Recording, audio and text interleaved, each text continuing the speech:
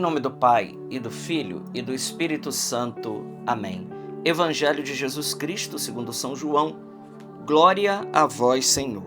Naquele tempo, disse Jesus aos judeus: Se eu der testemunho de mim mesmo, meu testemunho não vale. Mas há um outro que dá testemunho de mim, e eu sei que o testemunho que ele dá de mim é verdadeiro. Vós mandastes mensageiro a João, e ele deu testemunho da verdade. Eu, porém, não dependo do testemunho do ser humano, mas falo assim para a vossa salvação. João era uma lâmpada que estava acesa e a brilhar, e vós com prazer vos alegraste por um tempo com a sua luz. Mas eu tenho um testemunho maior do que o de João. As obras que o Pai me concedeu realizar, as obras que eu faço, dão testemunho de mim, mostrando que o Pai me enviou. E também o Pai que me enviou dá testemunho a meu favor. Vós nunca os ouviste sua voz, nem viste sua face. E sua palavra não encontrou morada em vós, pois não acreditais naquele que ele enviou. Vós examinais as Escrituras pensando que nela possuís a vida eterna. No entanto, as Escrituras dão testemunho de mim, mas não quereis vir a mim para ter a vida eterna. Eu não recebo a glória que vem dos homens, mas eu sei que não tendes em vós o amor de Deus. Eu vim em nome do meu Pai, e vós não me recebeis. Mas, se um outro viesse em seu próprio nome, a este vós o receberias. Como poderíeis acreditar, vós que recebeis glórias um dos outros, e não buscais a glória que vem do único Deus? Não penseis que eu o acusarei diante do Pai. Há alguém que vos acusa, Moisés, no qual colocais vossa esperança. Se acreditasses em Moisés, também acreditarias em mim, pois foi a respeito de mim que ele escreveu. Mas se não acreditais nos seus escritos, como acreditareis então nas minhas palavras? Palavra da salvação. Glória a vós, Senhor. Meus irmãos, continuamos hoje, nesse dia 3, nessa quinta-feira, nós continuamos com o tema da fé. Jesus, então, ele aprofunda hoje o tema da fé para a nossa vida. E interessante que a primeira leitura do livro do Êxodo, capítulo 32, de 7 a 14, quando Moisés sobe para estar com Deus e receber a lei, Deus fala para ele: desce depressa, porque o povo se corrompeu.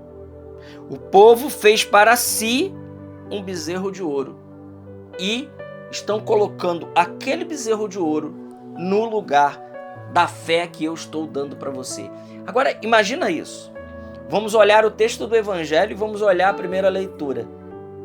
O texto do Evangelho, Jesus, então, está aprofundando o tema da fé. Está dizendo que está ratificando aquilo que ele disse ontem, que é pela fé. Ele começa dizendo que se ele der testemunho dele mesmo, o testemunho dele não vale. Mas ele também não depende de testemunho humano. Então Jesus aqui está aprofundando, dizendo que nós precisamos crer. E eu gostaria de pegar hoje, então, essa leitura e olhar tudo aquilo que a gente coloca no lugar da fé genuína. Existem vários pecados contra a religião e são pecados diretamente contra a fé e que realmente nos faz viver aquilo que o povo do deserto viveu. Fazer um bezerro de ouro para si e colocar ele no lugar de Deus. Quando nós, por exemplo, nos afastamos de Deus pelo cisma. O que é o cisma? O cisma é uma ruptura e que no fundo, retrata a desobediência do inimigo. Então a gente rompe com a autoridade. Isso é o cisma, né? É a não obediência. Nós tivemos na igreja um grande cisma, né? Podemos dizer assim, a primeira grande rachadura na igreja aconteceu em 1054, o cisma do Oriente com o Ocidente. Tudo por uma questão de poder, para ver quem mandava mais, o patriarca de Constantinopla ou o Papa em Roma. Então acabou se separando a igreja. E é daí que vem os católicos ortodoxos, né? Então é daí que vem essa ruptura, né? Essa primeira ruptura que houve, né? Puramente por questão de poder. Nós tivemos muitas outras rupturas, né? Nós depois tivemos uma ruptura de heresia, que foi a Reforma Protestante. Martinho Lutero, um padre católico, coloca as suas 95 teses, né, duvidando e criticando os sacramentos, indulgência e uma série de realidades. E a partir dele veio Calvino e depois tantos outros. Até hoje nós temos mais de milhares, né? Não sei quantas mil denominações cristãs só aqui no Brasil. Então nós podemos pecar contra a religião com o cisma, com a heresia. Nós já aprendemos o que é o cisma. O que é heresia? A heresia, a palavra grega significa héresis, ou seja, escolha. Eu escolho naquilo que eu quero crer. Meu irmão, minha irmã, não funciona assim com a fé católica. A fé católica, ou nós pegamos tudo, ou nós nos tornamos um herege. Nós temos 12 artigos do Credo Católico, que está lá no Catecismo. A primeira parte do Catecismo da Igreja Católica, que fala da fé, ou seja, o conteúdo da nossa fé. Porque a gente diz assim, eu creio. Tá, mas qual é o conteúdo da sua fé? O conteúdo e o resumo da nossa fé está lá na primeira parte do Catecismo, os 12 artigos de fé. De maneira que se eu não acreditar em um artigo só daquele de fé, eu já sou um herege. É simples assim. Um artigo só, eu já me torno um herege. Então, heresia não é aquele que não tem fé. A gente às vezes pensa que o herege não é o que tem fé. Não.